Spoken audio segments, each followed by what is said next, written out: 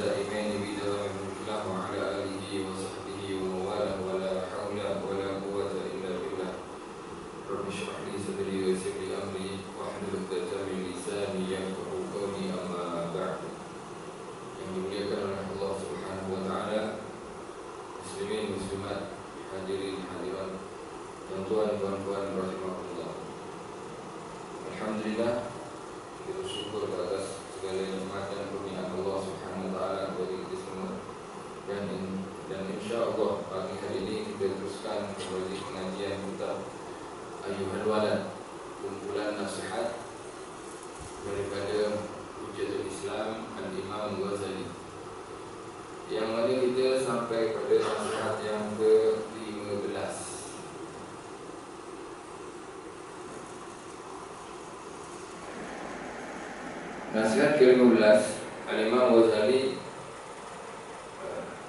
memberikan wasiat daripada seorang imam besar, Imam Hakim Al-A'sam rahimahullahu ta'ala. Kata Imam Ghazali, wahai anakku yang tercinta. Imam Hakim Al-A'sam rahimahullahu ta'ala pernah ditanya oleh gurunya Imam Syafiq Al-Balkhi.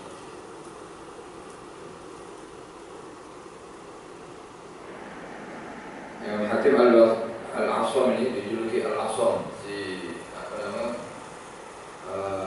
peka atau tuli. Di riwayat mengatakan kerana dia ini buat tuli ketika ada seorang yang beli daripada niaganya. Beli maksudnya ada seorang perempuan ketika berniaga ini, seorang perempuan nak beli barang dari dia. Akhirnya mungkin perempuan ini sakit perut, akhirnya terkeluar angin. Terkeluar angin. Otomatis kan malu kan. Kita jual barang, ada pembeli datang. Depan kita pula dia buang angin, dengar suara. Kuat suaranya. Alhasil seketika itu juga Imam Hakim Al-A'sam terus buat tuli. Ketika si perempuan bertanya, "Abang, berapa ni bang harga ni?" Kau macam tu. Padahal dia muka merah si perempuan tadi, malu. Si penjual, apa? Kuat sikit cakap. Berapa ni bang? Kuat sikit cakap. Saya tak dengar. Kata si perempuan tu. Terus merahnya itu berubah. Yang mula-mula malu, nasib baiklah tuli depan aku. Nasib baiklah depan aku ni pekat, tak dengar aku kentut tadi. Nak jaga apa? Nak jaga air muka mukmin. Sehinggalah dia tak malu di hadapannya. Tapi tulinya itu bukan seketika itu saja, di waktu itu saja, tapi sampai mati. Jadi perempuan itu esok harinya datang lagi, tuli lagi dia. Lama-lama perempuan ini betul ke orang tuli? dikatakan oleh kawan-kawan niaga yang lain kejauhan. Orang itu tuli, rasanya tuli, mungkin dia jatuh. Mula-mula dulu tak tuli, tapi beberapa hari ini dah tuli dia. Sampai perempuan itu mati baru dia mendengar. Nah, jaga air muka seorang pemimpin Hatim Al-Aqsa. Jadi beliau ini hidup di tahun 237 Hijrah. Nah, ini sebelum Imam Ghazali. Imam Ghazali kan tahun 505 meninggalnya. Beliau 237. Beda perkiraan lebih kurang 300 atau 280 berarti. Bedanya dengan Imam Ghazali. Nah, ini merupakan satu kebiasaan ulama, ya. Mereka akan memberikan nasihat orang-orang yang terdahulu. Jadi Imam Ghazali memberikan nasihat Imam Hatim Al-Aqsa yang telah berlalu atasnya 200 tahun lebih. Seperti juga Imam Hatim Al-Aqsa juga akan memberikan nasihat orang-orang sebelumnya, sahabat, tabi'in, dan Nabi Muhammad SAW. Bahkan Nabi Muhammad SAW sendiri kadang Allah menggunakan nasihat-nasihat anbiya terdahulu untuk diceritakan kepada Rasulullah SAW. Memang dikatakan sejarah itu akan berulang. Nah, sejarah itu berulang. Kejadian satu perkara itu walaupun tak perinciannya tak sama, tapi akan berlaku lagi. Oleh sebab sejarah boleh dikatakan sangat penting bagi manusia untuk menjadikan pengalaman. Nah, Imam Hatim Al-Aqsa ini rahimahullah ta'ala pernah ditanya oleh gurunya dan dia belajar kepada Imam Syafi'i Al-Balkhi. Imam Syafi'i Al-Balkhi meninggal tahun 194 Hijriah rahimahullah ta'ala. Dikatakan, engkau telah belajar daripadaku selama 30 tahun lamanya. Jadi belajarnya duduk dengan Imam Syafi'i Al-Balkhi. Imam Hatim Al-Aqsa ini 30 tahun belajar. 30 tahun belajar. Kita di rumah masjid itu tak sampai 30 tahun lagi. Ini duduk mulazim, duduk selalu bersama gurunya 30 tahun. Memang kalau ulama-ulama dahulu ini dia kebanyakan kalau bersesuatu, dia tak akan berhenti melainkan gurunya itu sudah wafat. Jadi kalau nak pilih guru yang tua-tua, jadi tak lama-lama nak berguru. Kalau guru-guru muda ini anak murid pula yang wafat dulu. Dan kebanyakan seperti itu, ya. Kebanyakan seperti itu. Akhirnya engkau telah ditanya oleh Imam Syafi'i Al-Balkhi, engkau telah belajar daripadaku selama 30 tahun lamanya. Maka apakah ilmu yang telah engkau dapatkan daripadaku? Nak tahu hasil 30 tahun belajar, apa yang dihasilkan? Maka Hatim Al-Aqsa rahimahullah ta'ala menjawab, aku telah dapat menghasilkan 8 faidah. 8 faidah daripada segala apa yang aku pelajari. 30 tahun yang didapat 8. Pelik juga Imam Syafi'i Al-Balkhi. Buat apa ya 30 tahun ini sampai hanya 8 faidah saja yang kau dapatkan. Dikatakan guru macam ni, pada pikiranku 8 faedah ini sudah memadai untukku kerana aku mengharapkan padanya keselamatan dan kesejahteraanku pada hari kiamat nanti. Ditengok 8 ini adalah intisari yang aku pelajari selama 30 tahun. 8 ini yang merupakan kesimpulan ilmu-ilmu yang aku kaji selama 30 tahun. Lalu Imam Syafi'i, guru dia Imam Syafi'i Al-Balkhi berkata, apa 8 faedah itu? Maka dijawab oleh Imam Hatim Al-Aqsa, 8 faedah itu ialah yang pertama, ini nak simpulkan 8 perkara ini tunggu 30 tahun. Dan kita boleh habiskan 8 perkara tak sampai 1 jam. Kalau nak baca teruslah. Kalau nak baca tanpa syarah 1 jam habis. Adapun Imam Hatim Al-Aqsa nak dapat 8 tunggu 30 tahun baru dapat 8. Ini senangnya kita, mudahnya para ulama kita belajar banyak pun simpulkan membuat kemudahan pada orang-orang selepasnya. Seperti imam-imam madhab. Imam-imam madhab 4 ni, madhab Syafi'i, Maliki, Ahmad bin Hanbal, kemudian Hanafi, ya, Hanafiyah, semua belajar fikah, bukan fikah, Al-Quran, hadis, asbabun nuzul, asbabul wurud, bahasa semua dipelajari. Untuk apa? Untuk supaya mereka mendapatkan kesempatan memberi kemudahan pada orang yang selepasnya. Jadi intisari dari Al-Quran apa? Intisari pada hadis apa? Mengenai syariat, mengenai muamalat, mengenai pernikahan, disimpulkan dari itu. Kita sekarang tinggal menuai hasil, menikmati istilahnya. Nak ijtihad macam dia orang susah. Kena hafal Al-Quran dulu, kena banyak hafal hadis dulu. Kemudian asbabul wurud, asbabun nuzul kena tahu, bahasa pun kena faham, bahasa Arab yang dulu kena faham. Susah untuk itu. Artinya mereka memberikan kemudahan. Alhamdulillah, sesungguhnya kemudahan yang Allah berikan kita semua ini bukan setakat zahir, tapi juga batin. Ilmu dimudahkan oleh Allah. Batin kita, zahir kita, ilmu kebatinan, ilmu itu perkara yang tak nampak batin. Kemudian zahir kita juga dimudahkan. Dulu nak pergi masjid, kena jalan kaki, masjid jauh. Sekarang mudah, ada kereta, ada motor. Di masjid pun dulu panas, sekarang masya Allah sejuk di masjid. Dulu masjidnya hanya lampu-lampu pelita saja, nak baca Quran susah. Alhamdulillah, sampai lampu masjid ni tak boleh kira berapa banyak. Dulu lampu pelita je, di ujung-ujung ada 5, ada 3. Itu pun orang masih baca Quran. Sekarang lampu ni ada 50 mungkin, tak baca Quran orangnya. Jadi kadang kemudahan itu membuat satu kesukaran.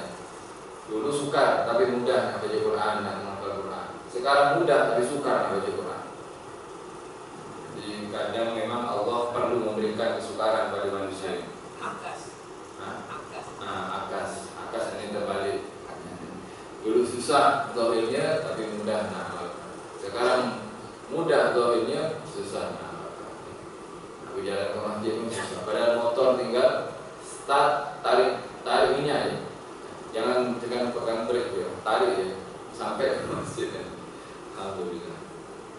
Alhasil inilah yang disimpulkan oleh Imam Khatib Al-Aswam. Yang pertama, sesungguhnya aku telah melihat kepada makhluk-makhluk yang ada di dunia ini, lalu aku mendapati bahawa, jadi ini suruh berfikir, tengok makhluk bukan tengok zahir saja. Selepas ditengok yang belah sini, orang belah sana, orang segala macam manusia dengan segala sifat-sifat yang ada pada orang tersebut. Lalu aku mendapati bahawa bagi setiap makhluk ini mesti ada sesuatu yang dikasihinya dan diasyikinya. Asyik, rindu. Dan asyik ini boleh bermakna rindu. Asyik, bukan asyik dangdut ya. Kalau asyik dangdut ini rindu dangdut ya. Memang asyik ini ain, alif, shin, qaf, asyik itu orang yang rindu.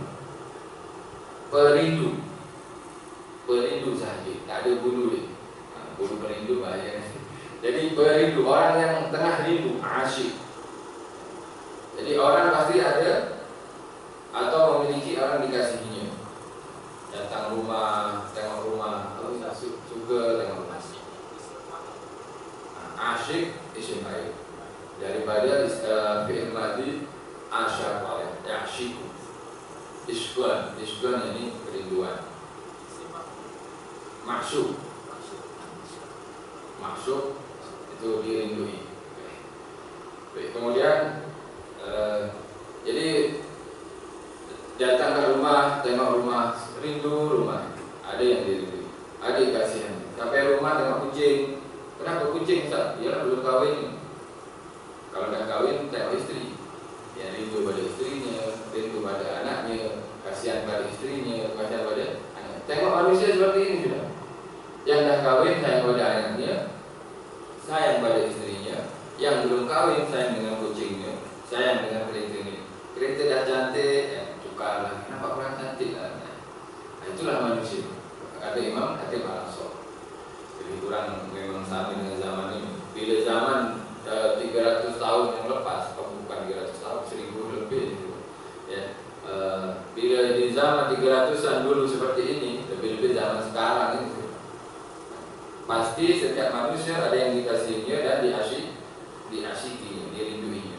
Dan aku melihat pula bahawa ada sebagian daripada sesuatu yang dikasihinya itu hanya menemani kekasihnya sehingga sehingga ia sakit sahaja. Ketika sakit saja dia temani.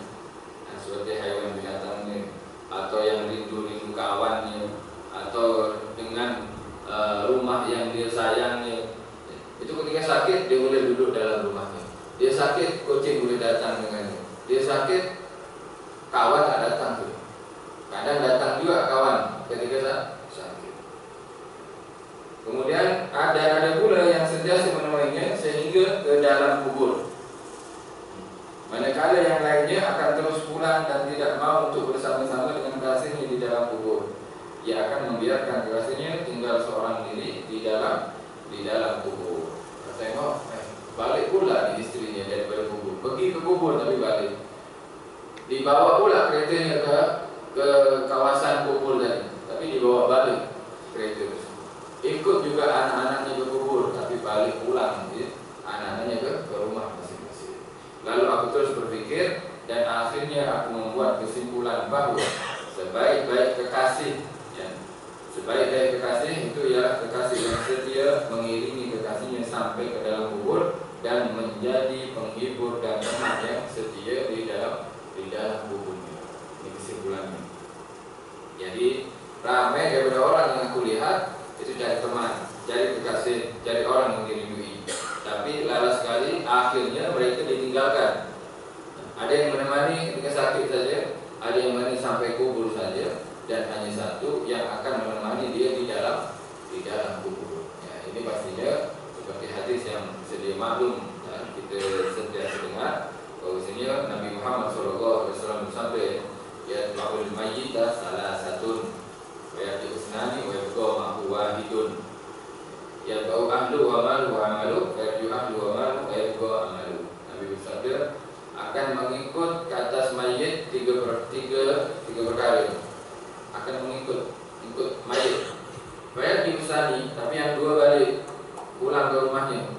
Wa yabqa ma'hu wahidun, dan hanya akan tinggal bersamanya satu saja, satu perkara. Mengikut ke atasnya keluarga, harta, amal. Amal ini tak kesan. Amal baik ke amal jahat. Amal baik dia ikut, amal jahat pun ikut dia. Bedanya kalau amal baik akan menghibur, membahagiakan dia, yang memberikan kesenangan ke atasnya. Tapi kalau amal jahat akan menghimpit dan menyiksa orang tersebut. Alhasil, bila seseorang sudah meninggal dunia dan dia diarahkan ke kubur, maka akan ikut tiga ini. Ya. Keluarga, termasuk keluarga ini saudara, atau sahabat. Saudara ini keluarga, harta dan amal. Fayarju ahlu wa malu, maka akan kembali keluarganya dan hartanya. Seperti tadi, kereta itu akan dibawa balik. Kalau nak kubur dengan kereta tak boleh kan suruh gali balik, sebab kereta itu dah bukan milik mayit. Oh, ini arwah ini sangat suka dengan baju ini, kot ni mahal dia beli, baju ni mahal dia beli, dia sayang. Saya nak kubur dengan ni. Memang harga baju mahal. Boleh dikubur dengan dia, boleh jadikan kafan, boleh jadikan kafan. Tapi kalau sekiranya ahli waris berat, sebab terlalu mahal baju ni dan tak sesuai pada, kalau pakai jubah tu sunnah kan? Kalau pakai jubah tu sunnah, bagi itu sunnah saja. Tapi kalau ahli waris tak merestui, tak meridhai, tak membenarkan, tak nak itu baju itu saya nak pakai nanti, atau saya nak jual kata dia, sudah kena ambil jadi.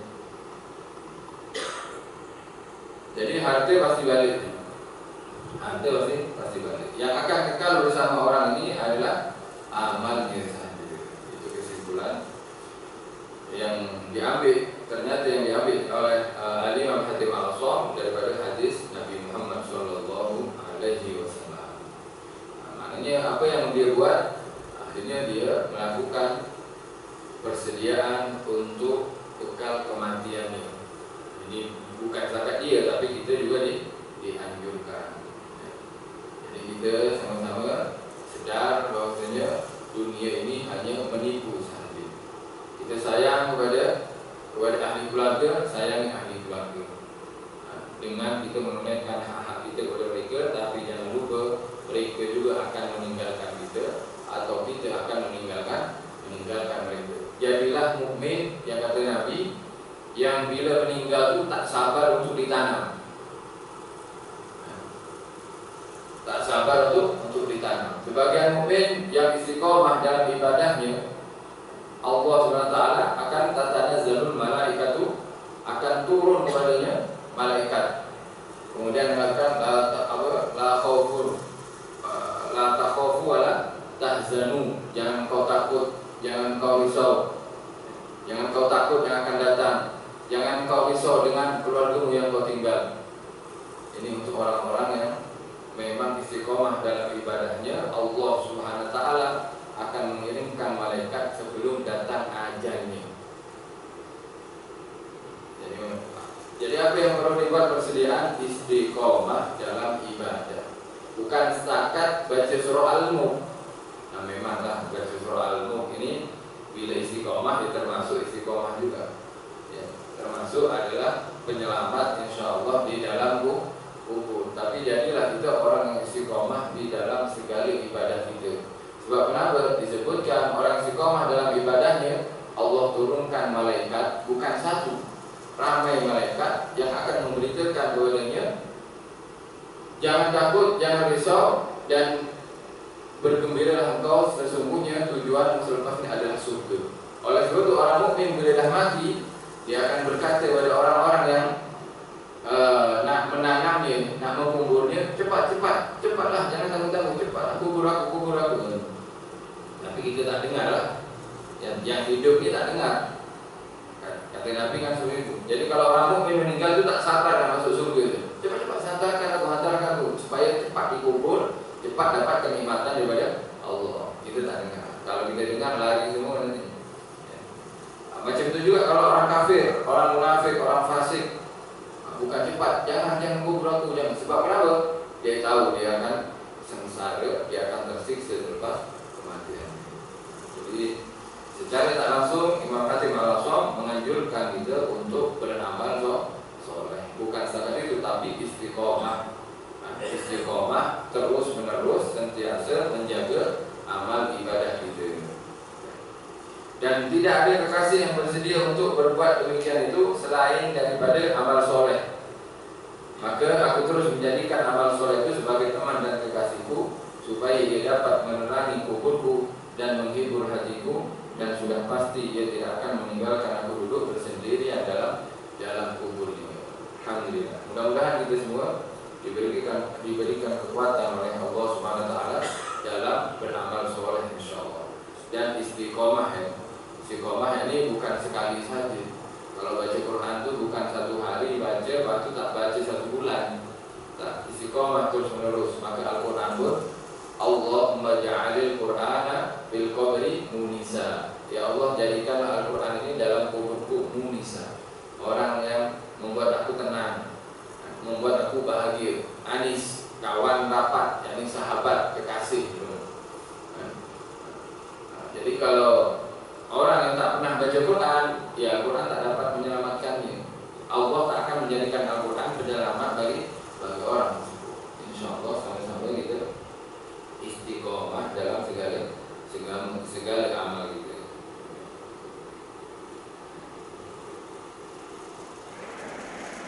Alhamdulillah jamaah pun istiqomah dalam sholat berjamaah. Macam mana? Boleh.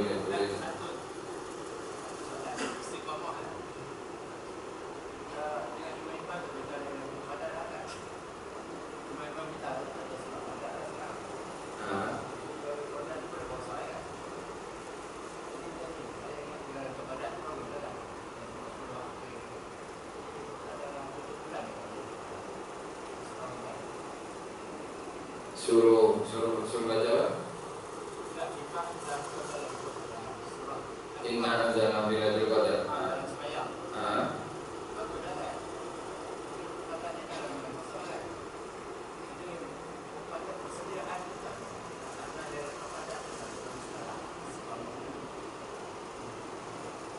Boleh istilahnya baca sholatnya istiqomah baca surah Al-Qadar, selalu baca.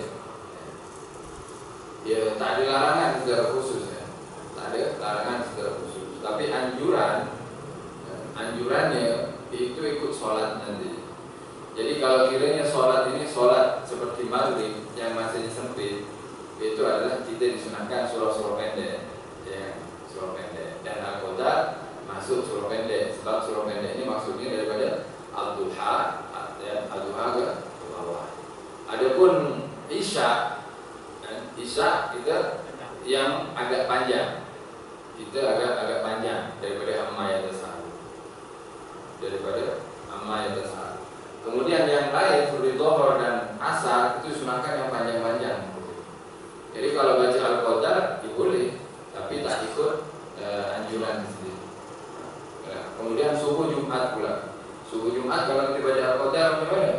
Ya kan sepatutnya kan sejadah dan lisan, melainkan dia selepas baca sajadah ni dia baca Al-Qadar boleh juga. Tapi tengoklah lepas tu jamaah bagaimana. Jadi selepas sejadah baca Al-Qadar pula ya. Tapi alhasil istiqomah ni bukan istiqomah pada ibadah yang belum sempurna. Istiqomah ni memang kita kena istiqomah dalam satu ibadah. Tapi kalau boleh kita naik lagi untuk kesempurnaan. Contohnya adalah bila ada orang sholat jamaah. Saya nak istiqomah sholat berjamaah, alhamdulillah, mudah-mudahan diberi kekuatan. Baik. Dan saya istiqomah Ustaz di shaf ketiga.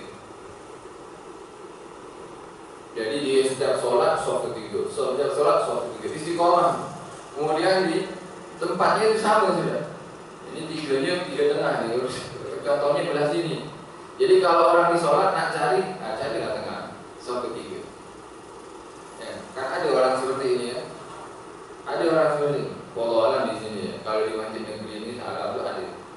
Jadi orang ini kalau nak cari time sholat, carilah shaf keempat dengan kursinya di sana.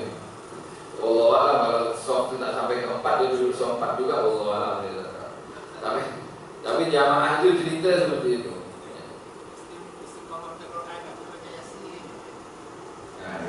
Baik, tidak stop dulu. Jadi istiqomah itu bukan terus kita di 3. Jadi kalau kita boleh naik kedua, naiklah kedua. Kenapa ketiga Ustaz? Ya mungkin orang ini baru nak berjinak dengan masjid, masih malu. Kalau sok pertama dah macam wali pula dia, macam lain macam sudah istilahnya dia tak sedar hati dia. Tak ada masalah bila memang masih nak mula-mula berjinak dengan masjid, duduklah shaf 3 terus. Tapi kalau dah kenal, naik shaf 2. Kemudian selepas shaf 2 istiqomah terus sampai mati sebelum. Jangan. Sebab kita betul istiqomah memang shaf 2. Tapi afdalnya istiqomah sampai mati itu bila kita sampai kesempurnaannya. Baru kita naik shaf pertama. Sekaranglah istiqomah yang 4. Kat mana Ustaz? Belakang imam lah, tapi ini Bilal, bukan Bilal yang sebelah-belahnya ya. Istiqomah kan. Ini baru dikatakan istiqomah yang sempurna. Oleh sebab itu ketika baca Yasin kan ada doa. Doanya fahaqqiqna bittaqwa wal istiqomah wa'idna min mujibatin najah. Yani fahaqqiqna bittaqwa wal istiqomah, maka bagi aku hakikat ketakwaan dan hakikat istiqomah. Bukan zakat minta istiqomah, tapi hakikatnya. Maknanya apa? Istiqomah dalam kesempurnaan ibadah. Kan sebenarnya orang yang tak biasa baca Al-Quran, orang tak biasa baca Al-Quran, bolehnya Yasin, dia tak ada masalah istiqomah Yasin juga. Tapi jangan Yasin saja dia dibantai hari-hari. Al-Quran padahal dia boleh baca semua. Baca Al-Quran istiqomah. Bila sempurnanya Al-Quran, ya kalau Al-Quran sempurnanya Imam Syafi'i boleh hatam 2 kali sehari, 2 kali malam. Kalau Ramadan kan 4 kali hatam. Kalau kita boleh sehari sekali dah, Masya Allah, tabarakallah, sudah tak keluar rumah gitu. Tapi itulah kesempurnaannya. Baik untuk kita Ustaz, pemula, baik nak baca Quran, istiqomah cuma ambil satu muka surat, 1 halaman, bukan 1 helai, 1 halaman. Bila dah biasa, jangan puas 1 halaman, tak hatam-hatam pula. Umur 80 tahun 1 Quran,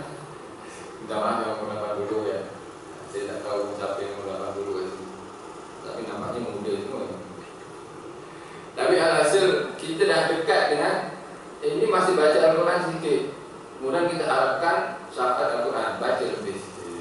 Itu kadang banyak tinggal kerja dah, tinggal semuanya dunia-dunia, ya sudah fokus ke akhirat sudah. Istiqomah jadi tambah 2 muka surat, sambung lay, dan seterusnya. Sama dengan sholat duha.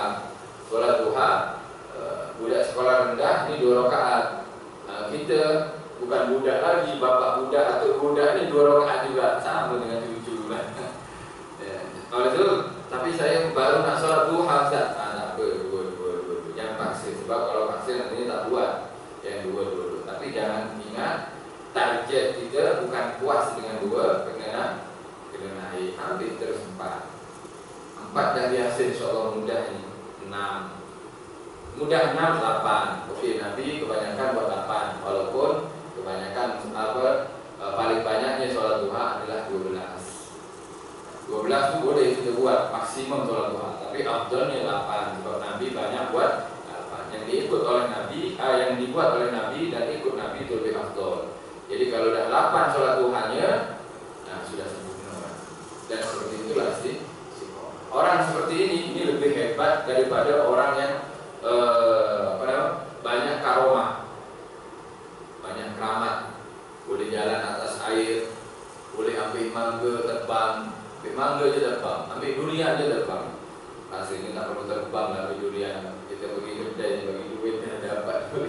Tak perlulah istiqomah beli-beli. Istiqomah yang paling hebat itu adalah karomah keramat yang paling hebat adalah istiqomah. Nabi bersabda, al-istiqomah itu khairun minal karomah. Maka dikatakan satu istiqomah lebih utama daripada 1000 keramat. Banyak dia punya kehebatan, karomah dia, tapi tak istiqomah. Ini kalah dengan orang istiqomah. Sebab kenapa? Karomah kebanyakan tak mengangkat darjatnya. Yang mengangkat darjat seseorang kepada lebih dekat kepada Allah adalah istiqomah. Ya, istiqomah. Orang yang boleh ambil durian tadi terbang, ya kerjanya diminta tolong orang tidak. Tolong ambilkan durian, tolong ambilkan mangga, tolong ambilkan kelapa, kasih terbang gitu ya. Coba yang istiqomah ni, ibadah. Dia asik pergi kebun, dia kerja dia. Walaupun banyak keramat pergi kebun, akhirnya keramat dia bukan mendekatkan diri kepada Allah.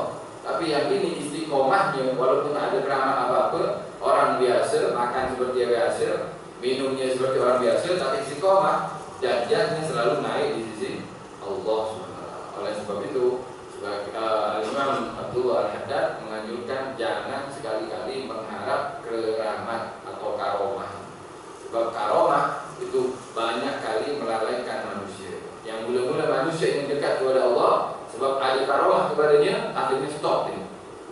Sibuk dengan karomah, dia kerja, bukan sibuk pada Allah SWT. Alhasil, amalan kita insya Allah akan membahagiakan kita. Istiqomah dalam amalan kita sahaja. Tak perlu banyak sebetulnya istiqomah. Apa Ustaz? Istiqomah bagi orang tua, orang sikit, terus itu istiqomah juga. Baik, marhaban. Istiqomah puasa Senin Khamis, Daud, alhasil semua segala ibadah kalau boleh istiqomah. 1 bulan 3 hari kalau tak mampu Senin Khamis, dan 1 bulan 3 hari. Tak kisah dia ambil hari putih ke, hari hitam ke, mana-mana hari dia suka. Hari putih ni bertepatan 1 Ahad kenduri banyak Ustaz. Ya sudah, senang je, pilih hari yang lain kan. Yang dia ada istiqomah. Dan itu akan memberikan syafaat. Puasa ada memberikan syafaat kepada ahli puasa ini. Al-Quran akan memberi syafaat juga kepada ahli Al-Quran. Orang yang di dunia suka puasa dan suka baca Quran, maka masa depannya cerah tu. Walaupun kelihatannya, nampaknya di dunia ini kesulitan, tapi masa depan akhiratnya cerah. Sebab kenapa? Nabi menyabdakan dua ibadah ini akan memberi syafaat kepada tuannya, puasa dan Al-Quran. Dan juga sama semua jadi terang menerang bacaan Quran kita, selain itu solat jamaah kita, segala amal ibadah akan menemani seseorang dan sampai ke liang lahat. Yang penting apa? Yang penting itu beramal. Dikatakan satu kaidah di sini, man tamanna min Allah rahmah wa lam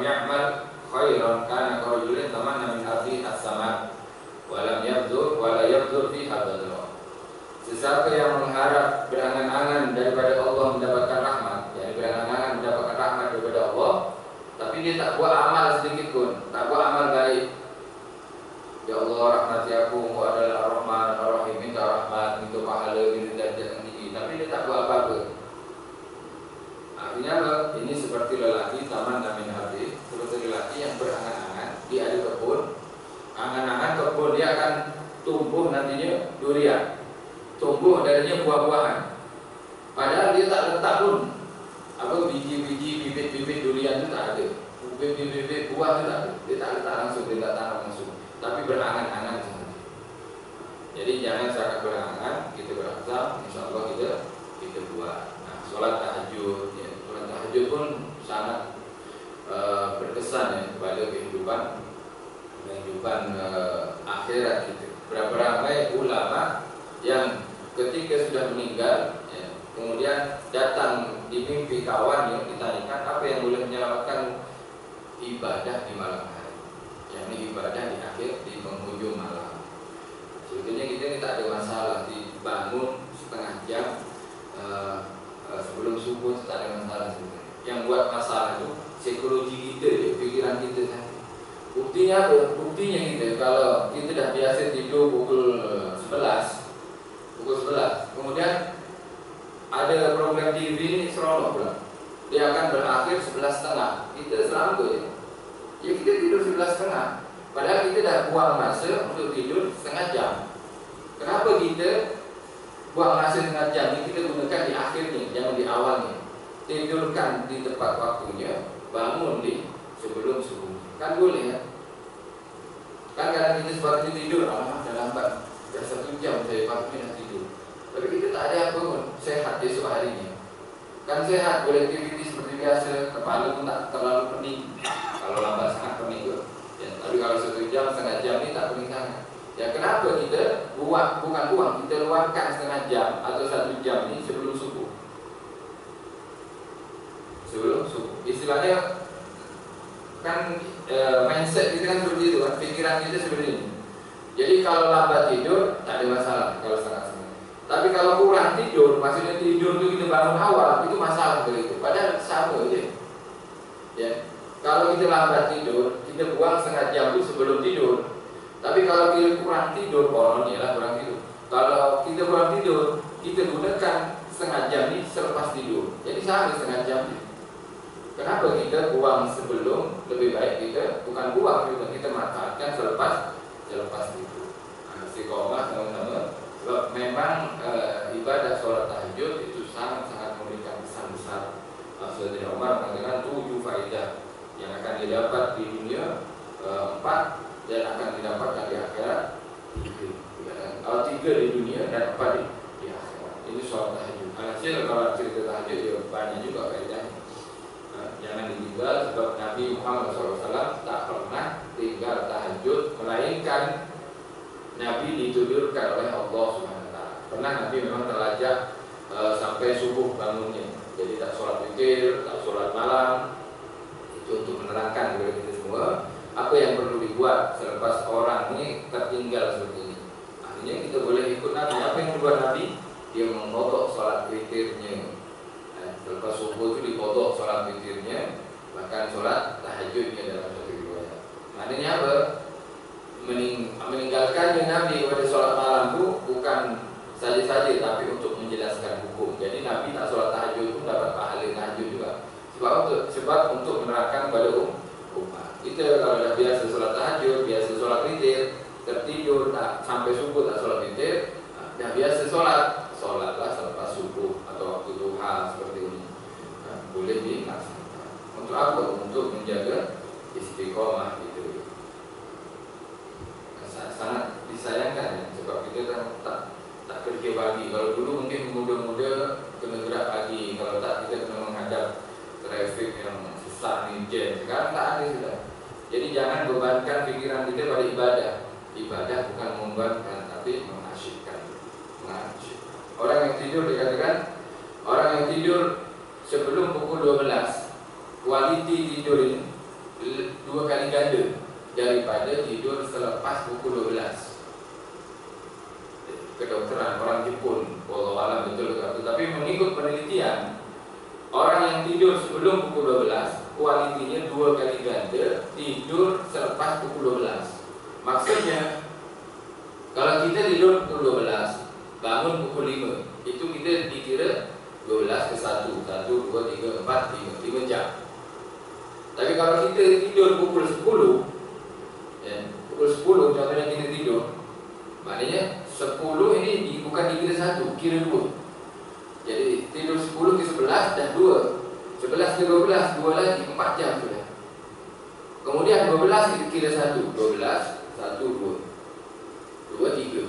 Orang tidur pukul 10 dan bangun pukul 3 ini sama dengan dia tidur 8 jam.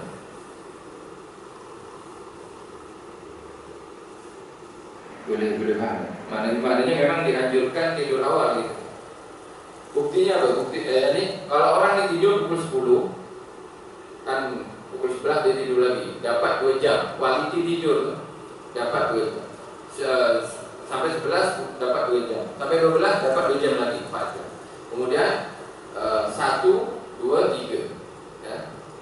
Berapa tadi? 11, 10, 11, 12 4, kemudian 1, 2, 3, 4. Bangun pukul 4 baru 8 jam. Bangun pukul 4 ya, 8 jam. Dan pukul 4 bila orang bangun nih masih 2 jam lagi subuh. Banyak ibadah di luar. 8 jam kan cukup kan tidur sehari semalam. Tapi kalau orang ini tidur pukul 12 maka dikira 1 jam. Sampai pukul 6 pun dia tak puas. Sebab kualitinya tak sama. Dan tidur ini tak mesti sebenarnya tak semestinya 6 jam tentunya. Itu setakat kebanyakan manusia. Ada orang yang boleh tidur 4 jam saja satu malam. Tapi memang terbukti orang yang tidur pukul 10 dia akan bangun pukul 3, 3:30, pukul 4 dia akan bangun. Sebab apa? Dirinya dah kenyang. Istilahnya kalau orang makannya akan berhenti. Orang tidur dia akan bangun. Masalahnya dipaksa lagi makannya, dia paksa lagi tidur lagi, yang seperti itu kan. Jadi kalau nak tidur usahakan sebelum pukul 12. Sebab kualitinya sudah 2 kali ganda. 2 kali ganda. Tidur pukul 10 kita sudah boleh bangun pukul 3, pukul 4. Kalau dah bangun, dibangun, jangan tidur balik. Jangan masak Maggi, mulai tidur balik, ngantuk pula. Lepas kenyang Maggi, pelajar juga. Untuk apa? Menjaga istiqomah. Nak layan apa lagi gitu. Layan bola pun dah tak dapat gaji juga gitu. Dulu muda-muda tengok bola sampai 1 jam setengah. Bagus tu. Dia tunggu selama-lamanya 1 jam setengah. Tak tahu 0-0, 0-0. Pernah tahu tunggu ni. Buang masa 1 jam setengah. Berapa juzuk? Boleh 3 juzuk kalau orang agak laju baca Al-Quran. Boleh 2 juzuk paling kurang. 1 jam setengah. Sekarang tengok sudah hasil akhir sudah. Ya, hasil akhir dah ada, sekarang lebih mudah. Kalau memang masih suka bola, tak perlu kita berjaga bola. Jangan buang masa untuk bola. Badminton pun lama juga kalau pusingan ya. Tapi sudah masanya kita untuk fokus ke akhirat kita insyaallah. Sebab semuanya sudah dimudahkan oleh Allah Subhanahu wa taala. Itu merupakan faedah yang pertama oleh Al-Imam Asy-Syafi'i Al-Balkhi. Kemudian ada soalan tidak? Boleh ada yang kedua pun. InsyaAllah kita ini 7 berapa ni? Suruh 78. Hah? 708 tambah 16 724. InsyaAllah 724. Kita solat isyraq insyaAllah. Dan sebab sampai yang solat berjamaah, kemudian duduk di tempat solatnya, kemudian solat 2 rakaat, maka Allah akan tulis tentunya ahli haji dan umrah sempurna 3 kali sempurnanya. Itu nak pergi haji sendiri dah maki-maki orang itu kan. Ya. Orang pergi haji bukan nak boleh sabar di di airport tu. Sini ke di Saudi ke kadang gerang oleh orang. Bila ada kata-kata kasar dah kurang pahala hajinya sudah. Tapi kita duduk saja solat 2 rakaat dah sempurna, tak ada pahala haji itu sempurna. Jadi insyaAllah untuk setiap hari kita dapat pahala haji umrah ni, hari ini boleh lalu buat tu sampai 7. Baik, marhaba Ustaz. Ada soalan? tauhid. Salah tauhid pula.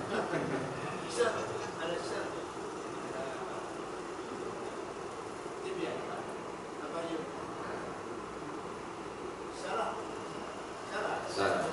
Tapi jangan begitu. Baik. Tapi hasil mudah-mudahan kita semua diberikan oleh Allah Taala kekuatan istiqomah. Dan tadi istiqomah jangan puas pada sesuatu yang belum sempurna. Ya istiqomah teruskan, ya sholat jamaah ini alhamdulillah. Kalau boleh jamaah itu hadirnya itu cuman Ustaz, saya dah biasa jamaah, alhamdulillah. Saya nak sempurna lagi Ustaz. Selalunya orang kan seperti itu kan, ada rumah masih nak buat lagi rumah, maksudnya nak renovate rumah, kecantikan lagi. Yang sifat manusia ini kurang kan. Itu bagus sebetulnya. Sifat manusia kan selalu kurang. Ada kereta kurang dan kurang. Itu bagus. Tapi bukan kepada dunia, kepada akhirat. Orang yang sudah istiqomah kepada dah ibadah kepada akhirat, kemudian kurang, ini bagus. Jadi memiliki sifat selalu kurang, itu kurniaan daripada Allah. Tapi kurangnya kepada akhirat. Kalau kepada dunia bahaya. Kepada dunia sangat bahaya. Tapi apa nanti kita dunia sampai meninggal. Jadi kita berusaha untuk istiqomah dalam kesempurnaan. Orang yang sholat jamaah dan jamaah sempurna, alhamdulillah. Nak sempurna lagi bagaimana Ustaz? Akan ada riwayat nanti Allah Taala akan membangkitkan manusia ini, kemudian memanggil orang yang ahli pergi masjid, ahli berjamaah. Tapi mereka ini memiliki wajah-wajah bercahaya yang lain, berlainan. Kan? Ada yang bercahaya seperti matahari, wajahnya begitu datang dipanggil oleh Allah SWT. Ada yang berjamaah itu cahaya mukanya seperti bulan, ada cahaya mukanya seperti bintang. Yang paling terang seperti matahari. Ditanyakan apa amalan kalian sampai kalian ini wajah kalian bersinar terang seperti sinar matahari. Kami pergi masjid sebelum azan. Jadi kami pergi masjid sebelum azan. Azan belum dikumandangkan, dia duduk di masjid. Orang seperti ini, kalau istiqomah seperti ini. Kalau mampu ya, kalau mampu. Tapi kalau tak boleh setiap waktu, paling kurang kan berapa waktu itu kita datang masjid awal-awal. Kalau kita kan lain ya, tunggu azan dulu baru gerak. Azan dulu, kalau tak tengok mesinnya dulu, tengok TikTok. Ya tarik atas sampai lah komat ini. Kalau ini dah azan ya. Tak, kalau boleh, walaupun bukan selalu datang masjid sebelum azan. Kemudian yang kedua yang seperti bulan tadi, dia azan gerak. Dengar azan, dia wudhu sebelum azan, tapi bergerak ketika dengar azan, baru menang berjalan. Yang ketiga, tak wudhu melainkan dengar azan. Dengar azan baru dia nak wudhu. Ini yang ketiga. Nah, kalau boleh kita yang pertama. Kalau tak boleh campur-campur lah. Jadi kadang kejap seperti matahari, seperti bulan, seperti bintang, konfis mereka. Jadi kadang dia datang awal, datang pertengahan, dia datang akhir. Orang ini bintang ke bulan yang bukan. Tapi hasil paling kurang adalah gelap-gelip aja ini. Jadi istiqomah dalam kesempurnaan insyaallah. Dan itu akan menemani kita. Mudah-mudahan kita semua dijadikan hamba yang bahagia dunia dan akhirat insyaallah. Dimudahkan kita membersihkan hati kita, kebencian kita kepada sesama, dan mudahkan kita memaafkan sesama kita insyaallah. Ya. Sebab orang yang mudah memaafkan kepada orang lain, dia akan mudah mendapatkan kemaafan dan ampunan daripada Allah Subhanahu wa Ta'ala. Wallahu a'lam bishawab. Nah, tadi Ustaz cakap syukran ya. Supaya syukur ala wajib insyaallah. Terima kasih banyak. Bismillahirrahmanirrahim. Alhamdulillahirabbil alamin. Allahumma shalli wa sallim ala sayyidina Muhammadin wa ala ali sayyidina Muhammad. Rabbana anfa'na bima 'allamtana rabbi 'allimna alladhi yanfa'una rabbi faqihna wa faqih ahlana wa qarabatina bina ma'al qudri insyaallah. Rabbi wafiqna wafiqhum lima taqdi qawlan fa'lan karama warzuqna kulla halalan daima wa inna ta'ala mudawil khairi wa nafa'ul nasyad. Rabbana aslih lana kulla syukur wa bi rabbil qawmin wa bi anna rabbana kulla yawmin qabla an ta'tiyana rusuluna mughfir wa sur anta akraman sadar wa sallallahu ta'ala mustafa nabiyyil haqqi ta'ala wa wafa bi kitabin bihi linasi shifa wa 'ala al-ali kiram syurafa wa ala sahbihi